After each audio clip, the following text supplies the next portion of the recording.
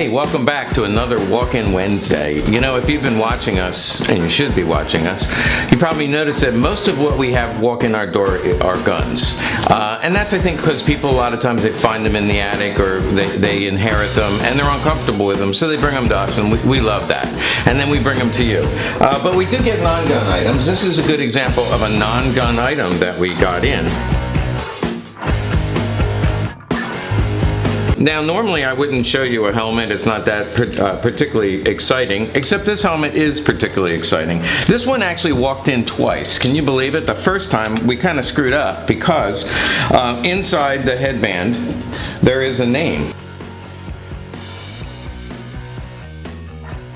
You can see that the headband has very little wear to it, which means this guy didn't wear it a lot. Usually there's sweat stains all around here. Top of the helmet is worn quite a bit. This is all original, and this decal indicates it's a police helmet. But inside, what it says is Police President Plesch. Say that 3 times really fast. Police President, it's just like Peter Piper. But Police President Plesch, we didn't make anything of it. We sold it for about 1/10 of what it was worth. But the lucky winner who bought this actually went back and did some research. He actually works for the War College, and he has access to a lot of records and archives from World War II. So he looked up a little bit of this Police President Plesch and came up with this entire dossier about this particular helmet. There's even he got a certificate of authenticity, and there's a picture of him there. Kind of a handsome dude, don't you think?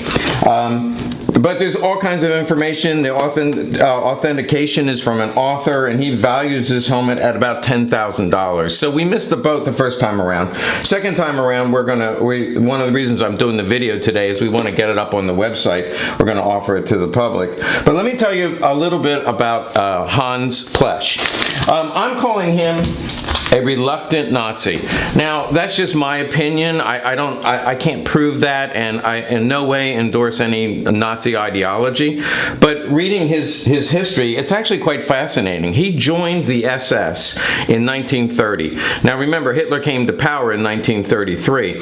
So the climate in 1930, they're coming out of the Great Depression. In Germany, it was twice as bad as it was anywhere else in Europe or the United States in terms of people starving, no jobs at all. And so generally there was chaos in the streets. It was during the Weimar period, if you know anything about that period. There were 2 basic political parties that were vying for power. The Communist Party, so a lot of the young men who were of service age or a lot of testosterone and liked to get in fights, they would join the Communist Party because they wanted equality for all. We all share, no more rich people. And then you have the Nazi Party, which were the loyal German Aryan race. And they were fighting for, we want to take control and we want the supreme leader, Hitler, to take over. So 1930, he joined early on. But here's the interesting thing. You'd say, okay, he's hardcore if he joined in 1930. He resigned from the SS in 1937. So before the war started, he must have gotten to the point where he was a little disillusioned with what was going on. That's my conjecture. I can't prove any of that. I think my point is not every American soldier was good, and not every German soldier was bad. And let me tell you a little bit about Plesch, which excites me somewhat. He left the SS and joined his father at his car dealership.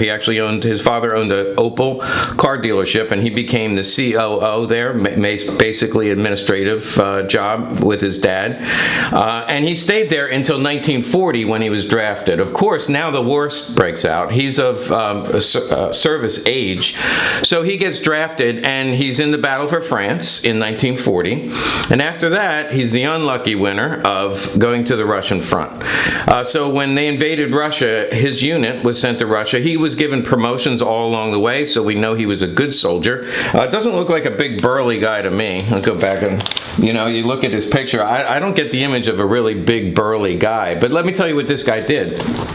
Russian front, he was in the battle for Leningrad. So you know he saw a lot of brutality. That was people were freezing to death. In Leningrad, they were actually eating people. Things got really, really bad. And when the Russians counterattacked, they surrounded the Germans, and his unit was completely surrounded for 3 months. No food, no reinforcements, very little ammo. He was wounded, and he and his unit were able to escape the pocket and get back to Germany. He received a silver badge for being wounded, which was a pretty serious wound. I don't know the specifics, but he was disabled for the rest of his life in some way. He made it back to Germany, and he was given the Knight's Cross and also the Iron Cross. The Knight's Cross is equivalent to the Medal of Honor. So he's a very brave man, got back to Germany, where he became they put him in administration for a police department in Dusseldorf. And then in 1943, so now it's near the end of the war, clearly the Germans are the tide has turned, the Germans are beginning to lose. He is now made the police president of Munich. Now, if you know anything about police president of Munich, back in the 30s, Heinrich Himmler was the chief of police at Munich, and of course he was promoted to chief of police throughout all of Germany under the SS. So Plesch probably didn't wear this helmet very much.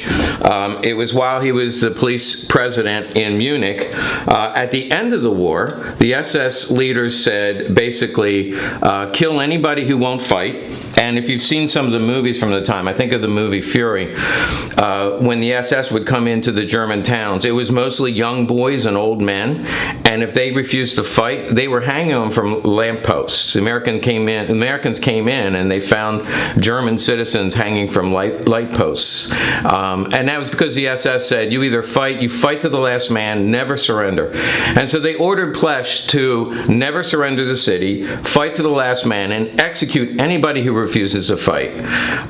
Plesch defied those orders, and when the American army showed up outside the city, he went out and met them and surrendered the city without firing a shot. So I'm sure the Germans would write his history differently, but he chose to save lives. He knew that it was a futile endeavor, and so he surrendered the city.